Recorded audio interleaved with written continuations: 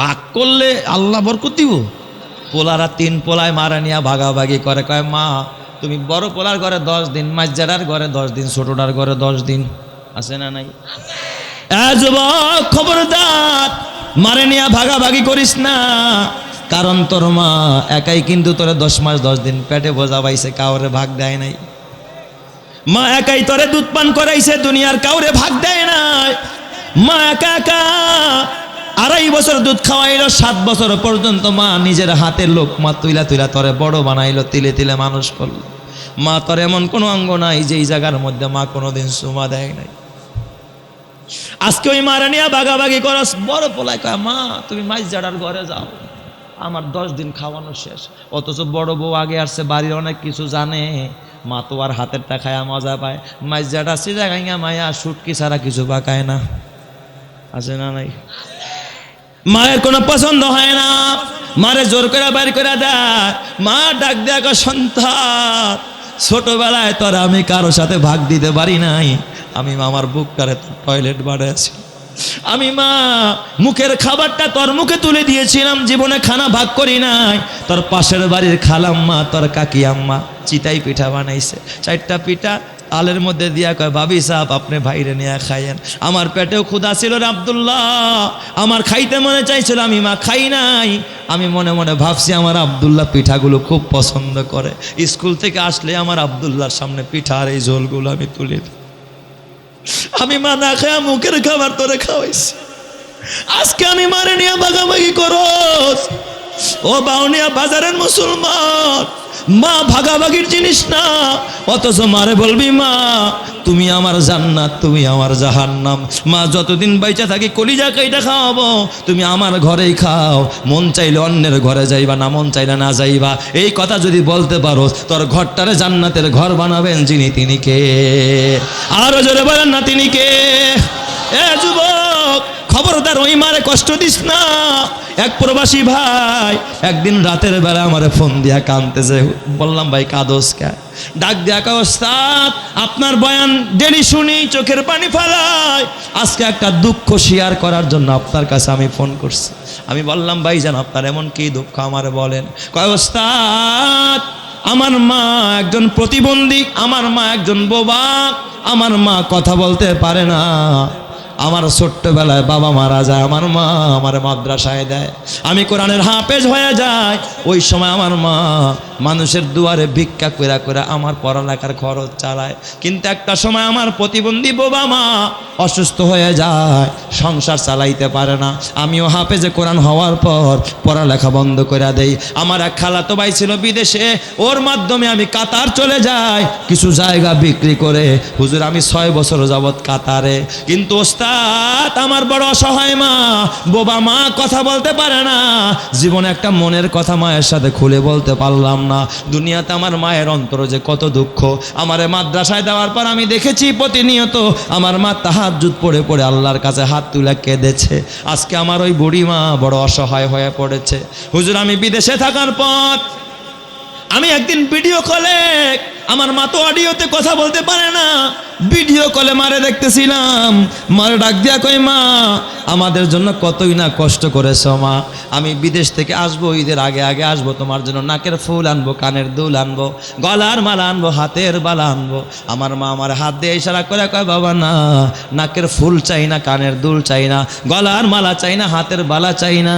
আমার মা 2টা জিনিস দেখাইছে, একটা হলো এইভাবে মোনাজাত, মানে আমি যেন আমার মায়ের জন্য দোয়া করি, আর একটা আমার মা বারবার এইভাবে হাত তুলা আমারে দেখায় আমি যেন 5 ওয়াক্ত নামাজ পড়ি। আমার মা সব সময় আমার এই 2 উপদেশ দেয়। কিন্তু কসম আল্লাহর, রমজান মাসে আমি বাজার করলাম, আমার মায়ের জন্য স্বর্ণের ফুল কিনলাম, কানের দুল কিনলাম, গলার মালা কিনলাম, হাতের বালা কিনলাম। আমার মার জন্য আমি আসার সময় দেশে নিয়ে আসলাম, আর যেই মা এত কষ্ট করেছে। কিন্তু কসম আল্লাহর ওস্তাদ, রমজানের 27 কদরে আমার মা সারা রাত জেগেছি, আমার মা তাহাজ্জুদ পড়েছে, রাতের বেলায় ঘুমায় নাই। আমার বাড়ি বাড়ির পাশেই আমার ঘরের পাশে একটা টিউবওয়েল ছিল, ভাঙনের মাঝে একটু ঢালু ছিল, ওইটা পিছলা ছিল। আমার মা বড় অসহায়, বুঝতেও পারে না। রাতের বেলায় গভীর রাত কারেন্ট চলে যায়, আমার মা একা একা ওখানে গেছে অজু বানাইতে, ওখানে পিছলা খায়া পড়ে গেছে। আমার মায়ের ঘাড়ের একটা রক ছিঁড়ে গেছে। আমার মা হাও মাও করেছে, বোবা মানুষ ডাক দিতে পারে নাই। ওখান থেকে পার্শ্ববর্তী এক খালাম্মা আওয়াজ পাইছে, তারা নিয়ে হাসপাতালে নিছে। ওই হসপিটাল আমার মা ওখানে স্ট্রোক করা অবস্থায় ইন্তেকাল করেছে। হুজুর আমি এখন নাকের ফুল কিনছি, কানের দুল কিনছি, গলার মালা কিনছি, হাতের মালা কিনছি, আমি এগুলো কি করব? আমার মা তো দুনিয়ায় নাই, আমি কারে মা বলে ডাকবো? আমার তো বাবা মা, জীবনে কথাও বলতে পারি নাই। আমি ওর কথা, আমিও নিজে চোখের পানি রাখতে পারলাম না।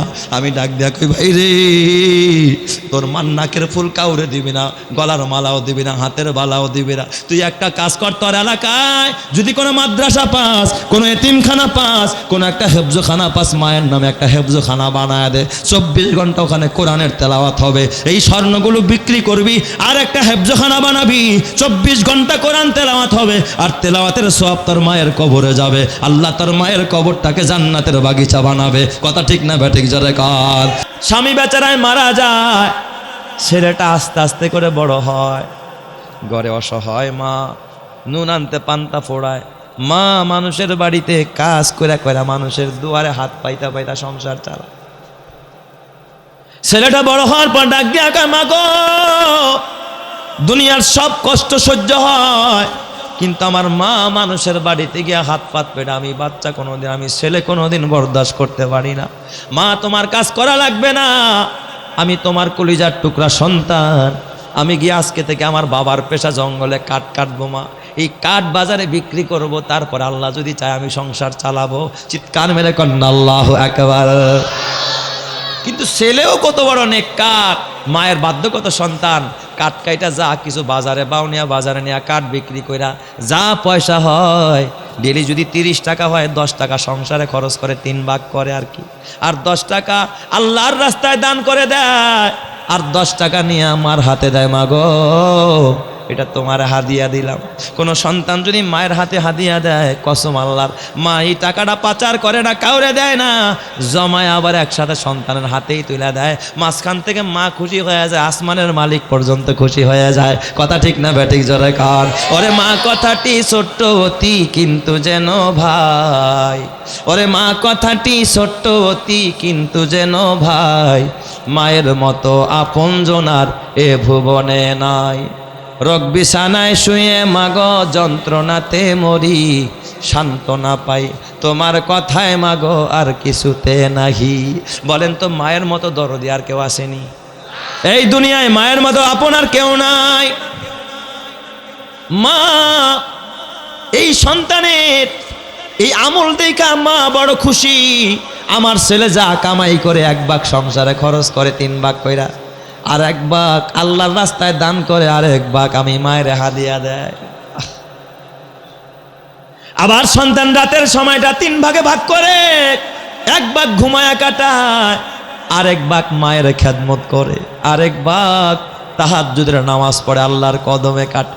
সুবহানাল্লাহ, জোরে কান সবাই। বিকদরি কাদ্দিন তুকতাসাবুল মাআলি, বিকদরি কাদ্দিন তুকতাসাবুল মাআলি, মান তালাবাল উলা সাহিরাল লায়ালি। তুমি যদি বড় হতে চাও, রাত্রি জাগার কোনো বিকল্প নাই। কথা ঠিক না ব্যাঠিক? জোরে কর। মা বড় খুশি। একদিন মা ছেলেরা ডাক দিছে, বাজান তোর কষ্ট দেখে আমার মা, আমি মায়ের কলিজায় পানি থাকে না বাবা, তোর এত সুন্দর চেহারাটা মলিন হয়ে যায় কাট কাটতে কাটতে। বাবা তুই এত কষ্ট করস, তোর আর কষ্ট করতে হবে না, তুই একটা কাজ কর, তোর বাবা, আমাদের একটা হলুদ গাভীর বাচ্চা ছিল, তোর বাবা ওই জঙ্গলে গিয়া আল্লাহর কাছে আমানত রাখছে। তোর বাবা মরার আগে আমারে বইলা গেছে, আমার সন্তান যদি জঙ্গলে গিয়া ইব্রাহিমের আল্লাহ কয়া ডাক দেয়, ইসাকের আল্লাহ কয়া ডাক দেয়, ইয়াকুবের আল্লাহ কয়া ডাক দেয়, আর ওই আমানত ফেরত চায়, আসমানের মালিক আমানতটা আবার আমার সন্তানের হাতে ফিরাইয়া দিবে। সুবহানাল্লাহ। বাজান যা ওই গাভীটা ফেরত নিয়ে আয়। ছেলেটা হাঁটি হাঁটি পা পা করে জঙ্গলে গিয়া হাত তুলে আল্লাহ ডাকছে, আল্লাহ, ও ইব্রাহিম নবীর আল্লাহ, ইসহাকের আল্লাহ, ইয়াকুবের মালিক আল্লাহ, আমার বাবার রেখে যাওয়া আমানতটা তুমি দয়া করে মায়া করে আমার ফেরত দিয়ে দাও। কথাটা বলতে দেরি তাকায়া দেখে জঙ্গল থেকে এত স্পিডে দ্রুত গতিতে একটা হলুদ কালারের গাভী আসতেছে, মনে হয় যেন ভাইঙা চুরে আসতেছে। সুবহানাল্লাহ জোরে কোন সবাই, আরেকটু জোরে কোন আল্লাহু আকবার। গাভীটা মনে হয় যেন ভাইঙা চুরে আসতেছে জঙ্গল থেকে। দৌড়ে বাচ্চারা সামনে এসে দাঁড়ায় গেছে, হলুদ কালারের গাভী। ছেলেটাই কয় আরে জীবনে গরু দেখছি কিন্তু এত সুন্দর গরু কোনোদিন দেখি না। আল্লাহ তো নিজেই বলছে তাসুরুন নাজিরিন, যে দেখবে সে কি হবে, আনন্দিত হবে। দেখা খুশি হয়ে গেছে, আল্লাহ তুমি এত সুন্দর গরু বানাইতে পারো। আইসা গরুটায় মাথাটা আবার সামনে দিয়া কেমন যেন মাথাটা নত করে ফেলছে। সুবহানাল্লাহ কোন সবাই। ও গরুটার কান্দে ডাক দিয়া কয় চল বাড়িতে চল। গাভীটা বাড়িতে রওনা। মা দেখা মাও বড় আশ্চর্য হয়ে যায়, কয় এত সুন্দর গাভী বোঝা আমাকে বাছুরটা এত সুন্দর হইছে। মা ডাক দিয়া কয় বাজান একটা কাজ কর, গাভীটা নিয়ে বাজারে যা, বাজারে নিয়ে গাভীটা বিক্রি করে দে, আমার তোর আর আমার সংসার কোনো রকম চলবে, আর কষ্ট করতে হবে। ছেলে ডাক দিয়া কয় মা গো গাভী নিয়ে বাজারে যাব কিন্তু গাভীর দাম কত হাঁকাবো মা। মা গাভীটার দাম কত চামু মা। ছেলে মায়ের হুকুম ছাড়া একটা কাজও করে না। আপনাদের কষ্ট হইতেছে নাকি? আল্লাহ। মা ডাক দিয়া কয় বাজার গাভীর দাম চাবি 10 টাকা, 10 দিরহাম। ওই যুগের কয় দিরহাম? 10 দিরহাম। তবে বাজান যে কাস্টমার আসবে কাস্টমারের ডাক দিয়া বলবে মায়ের অনুমতি ছাড়া গাভী দিব না। সুবহানাল্লাহ কইবেন না সবাই? মায়ের অনুমতি ছাড়া গাভীটা দিব না। কাস্টমার দেখানোর জন্য বাজারে নিয়ে যাচ্ছে, বাউনিয়া বাজারে ডুববে ভাব, মানে আপনাদেরকে উদাহরণ দিয়া বুঝাই আর কি। বাজারের গোড়ায় গ্রাম দেশে দেখবেন বাজারে ঢোকার আগে আগে রাস্তার মোড়ে মোড়ে কিছু ফরিয়া দাঁড়ায় থাকে। ফইরা কয়ডারে কি কয়? দালাল না? দালাল কয় ওই মেয়ে ওই গাভীর দাম কত, আজকে বাজারে নিও না, বাজারে বড় সস্তা গরু। কয় টাকা? তার মানে ওরা ঠকায় কি করবে, পিছন থেকে কিনা ওখান যায় কি করবে, বেশি দামে বেচবে। কয় বলো বাজান তোমার দাম কত? আর এই কাস্টমার এমন কাস্টমার, চেহারাটা যেমন সাদা, দাড়িগুলো সাদা, মাথায় সবুজ পাগড়ি পড়া। সুবহানাল্লাহ কোন সবাই। কাস্টমারও একেবারে দেখতে শুনতে মনে হয় যেন আব্দুল কাদের জিলানীর বড় ভাই। যে ওই বেটা ওই বালক তোর গরুর দাম কত, গাভীর দাম কত? কয় চাচা মিয়া আমার মায় বলছে আমার গাভীর দাম 10 দিরহাম। কয় দিরহাম? কয় তাই নাকি? কয় হা। কয় তবে খবরদার চাচা, মা বলছে মায়ের অনুমতি ছাড়া গাভী দেওয়া যাবে না। দাম 10 দিরহাম, কিন্তু আপনার আমি দিতে পারবো না যতক্ষণ না আমার মা বলবে যে হা দিয়ে আসো। মায়ের অনুমতি ছাড়া আমি দিতে পারবো না। কাস্টমার ডাক দিয়া কয় বাজান রে আমি বড় ব্যস্ত মানুষ, বড় ব্যস্ত মানুষ, আমার হাতে সময় নাই, মায়ের অনুমতি আনবা এই সময়টা আমার হাতে নাই। একটা কাজ করে 10 দিরহাম দরকার না, আমি তোমার 20 দিরহাম দিয়ে দেই, গাভীটা আমার দিয়ে দাও। সুবহানাল্লাহ কোন সবাই। পোলাই চাইছে 10, কাস্টমারে কইছে কত? এই যুগের পোলাপান হইলে দিত না, নিয়ে আইতো। 20 টাকায় বিক্রি করে 10 টাকা পকেটে ঢুকায় কইতো মা না ওই যে 20 টাকায় 10 টাকায় বেশি। কথা কয় না কা সবাই? 10 টাকা কি করতো? পকেটে ঢুকায় দিত। আয়সা ডাক দেয়া কয় মা গো ও মা 10 দিরহাম চাইলাম, কাস্টমার 20 দিরহাম কয়, তোমার অনুমতি ছাড়া দেই নাই। মাই কয় বাজান আগামীকাল গাভী নিয়া বাজারে যা, তবে 10 না 20 চাবি আজকে, আর আজকে 40 চাবি। জোরে কান সুবহানাল্লাহ। পরের দিন বাচ্চায় গাভী নিয়া বাজারে যায়, একই কাস্টমার পাগড়ি পরা, সবুজ পাগড়ি পরা, চেহারা সাদা সাদা দাড়িওয়ালা, দাঁড়ায় জিজ্ঞাসা করে গোলাম তোর গাভীর দাম কত? কয় 40 দিরহাম। তবে মায়ের অনুমতি ছাড়া দিব না। কয় আমার সময় নাই, যা তোর 40টা তোর 80 দিরহাম দিমু, গাভীটা দিয়া দে। চিৎকার মেরে কোন সুবহানাল্লাহ। যত দিন যায় গাভীর দাম কমে না বাড়ে? কয় না মায়ের অনুমতি লাগবে। কয় যাতে অনুমতি নিয়ে আয়। বাসায় নিয়ে গেছে। আমিও কিন্তু শেষের দিকে কথা মনোযোগ দিবেন, গভীর মনোযোগ। বাসায় নিয়ে ডাক দিয়া কয় মা গো আজকে 40 চাইলাম, কাস্টমার 80 কয়। মা ডাক দিয়া কয় বাজান বুঝতে বাকি নাই, এই গাভীর মধ্যে বরকত আছে রে বাজার। তুইও যেমন গাভীর দাম জানোস না, আমি মা আমিও কোনোদিন গরু ছাগল বিক্রি করি নাই, দাম জানি না।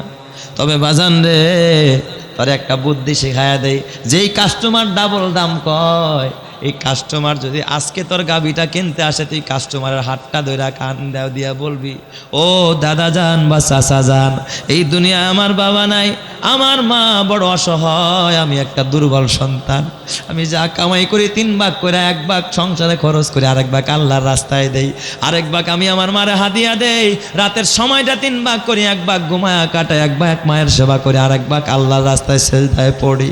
ও চাচা যান, গাভীর দাম আমিও জানি না, আমার মাও জানে না, আপনি একটু গাভীর মূল্যটা বলে দিয়ে যান। চিৎকার মেরে করেন আল্লাহু আকবার। মায়ের কথা অনুযায়ী ছেলেটা গাভী নিয়ে যায়। আজকে ওই কাস্টমার আইসা জিগায়, বাজান তোর গাভীর দাম কত? ওই ছেলেটা ডাক দেয়া কয়, চাচা গো, ও চাচা, এই দুনিয়ায় আমার মা ছাড়া আর কেউ নাই, আমার বাবা দুনিয়ায় নাই, আমি বড় এতিম সন্তান, কাঠ খাইটা খাই, কাঠুরিয়ার পোলা, বড় কাঠুরিয়া, আমার যা উপার্জন হয় 3 ভাগে ভাগ কইরা 1 ভাগ সংসারে খরচ করি, আরেক ভাগ আল্লাহর রাস্তায় দান করি, আরেক ভাগ আমার মারে হাদিয়া দেই। চাচা গো, আমার মা বড় অসহায়, আমার ঘরের মধ্যে বড় অভাব। ও চাচা, গাভীর মূল্য জানি না, আপনি দয়া করে, আমার মা বলছে আপনি একটু গাভীর মূল্যটা বলে দিয়ে যান, গাভীর মূল্য কত? এই কথা বলতে দেরি অমনি দেখে হঠাৎ করে চাচা উধাও হয়ে যায়, তার দেখা যায় না। হঠাৎ যেন বাতাসের আড়াল থেকে ডাক দেয়া কয়, গোলাম রে, আমি দুনিয়ার কোনো কাস্টমার না, আমি দুনিয়ার কোনো ক্রেতা না, দুনিয়ার কোনো মানুষ না, আমি আসমানের কাস্টমার, আমার নাম হযরতে জিবরাইল। চিৎকার মেরে কন্যা আল্লাহু আকবার। কয়, ও ভাই জিব্রাইল, আমার গাভীর দাম কত? কয়, বালক, গাভী নিয়ে আর বাজারে যাইস না, এই বাজারে তোর কাস্টমার নাই, বনি ইসরায়েল থেকে 6 কাস্টমার আসতেছে তোর গাভী কেনার জন্য, এই গাভী বাজারে নিস না, তুই কোনো দাম চাবি না। কয়, তাহলে আপনি বলেন গাভীর দাম কত? কয়, গাভীর দাম চাবি, গাভীটা জবাই কইরা চামড়াটা বিছাইলে ভিতরে যেই পরিমাণ স্বর্ণ ঢুকবে, সেলাই করতে যত দূর স্বর্ণ লাগবে, ওই পরিমাণ স্বর্ণ যদি দেয়, তাইলেই তার গাভীর মূল্য হবে, অন্যথায় গাভীর মূল্য হবে না। চিৎকার মেরে কন্যা আল্লাহু আকবার। আরো জোরে কন্যা আল্লাহু আকবার। ছেলেটা গাভী নিয়ে যখন বাসায় যায়, যায়া আজকে মনে মনে বড় খুশি, কি পরিমাণ বরকত পাওয়া গেছে একটা গাভীর মধ্যে। হঠাৎ দেখে মা দাঁড়ায় রয়েছে, বাড়ির সামনে 6 জন মানুষ হাজিরা দিতেছে। দেখার সাথে সাথে একজন আরেকজনে কয়, এটার কথাই তো মুসাই কইছে।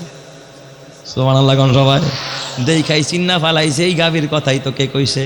মুসা কইছে, আর মুসার আল্লাহ কইছে। কয়, এটাই তো নিয়ে যাবো। দাম কত বালক? দাম শিখাইয়া দিছে কে? আল্লাহ।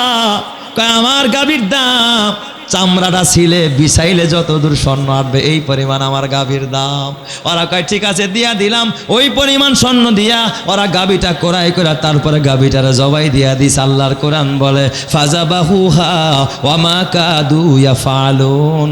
জবাই করার পর আল্লাহ ডাক দিয়া কয়, ফাকুলনা দুরিবু বিবাদিহা। এই গাভীর 1 টুকরা গোস্ত নিয়ে ওই মুর্দারের গায়ের মধ্যে স্পর্শ করো। 1 টুকরা গোস্ত, কেউ বলে জিহ্বা কাটছে, কেউ বলে লেজা কাটছে, ল্যাঙ্গুরটা কাইটা ওই মরা লাশের সাথে স্পর্শ করার সাথে সাথে মুর্দা জিন্দা হয়ে গেছে। জিন্দা হয়ে কয়, আমারে ওই ব্যক্তি হত্যা করছে যে তদন্ত কমিটির প্রধান। চিৎকার মেরে কন্যা আল্লাহু আকবার। কাযালিকা ইউহয়িল্লাহু বাদা মাউতিহা ওয়া ইউরিকুম আয়াতিহি লাআল্লাকুম তাকিলুন। আল্লাহ বলে, এইভাবে আমি মুর্দাকে জিন্দা করে আমার নিদর্শন দেখাই। বলেন তো সর্বময় ক্ষমতার মালিক কে? কিন্তু যুবক ভাই, তোমার জন্য যেই নসিহত, মায়ের বাধ্যগত সন্তান হলে বরকত দেয় কে?